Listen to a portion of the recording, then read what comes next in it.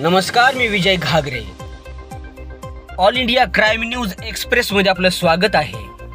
दिव्यांग, विधवा, वृद्ध, शेतकरी, अनाथ यांच्या विविध मागण्यांसाठी छत्रपती संभाजीनगर विभागीय आयुक्त कार्यालयावर दिव्यांग आक्रोश मोर्चा काढण्यासाठी सोलापूर जिल्ह्यातील सर्व प्रहार पदाधिकारी यांची बैठक 14/7/2024 रोजी ठीक 11 वाजता संपन्न झाली.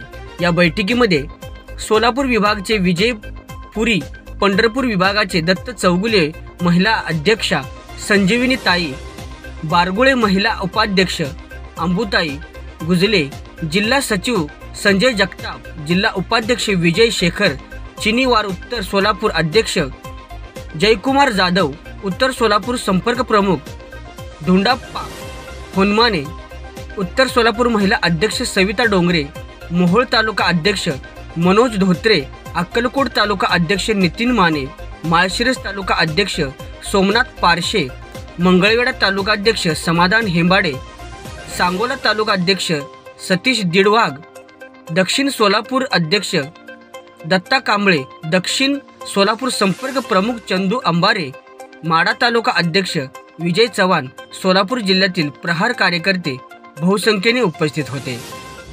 नमस्कार, मी संजीवनी ताई बारगुळे, प्रहार संघटनेच्या सोलापूर जिल्हाध्यक्षा. आज सोलापूर येथे रेस्ट हाऊसला सोलापूर जिल्ह्यातील सर्व दिव्यांग बांधव पदाधिकारी यांची आज बैठक झालेली आहे.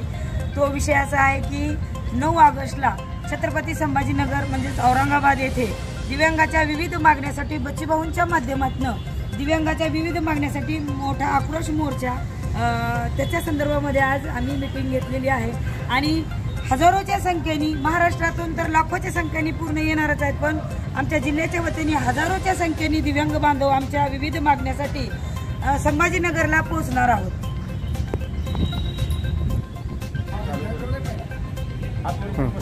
अपना भिडो बच्चू करो, अपना भिडो बच्चू करो, प्रहार संघटनेचा विजय असो, प्रहार संघटनेचा विजय असो.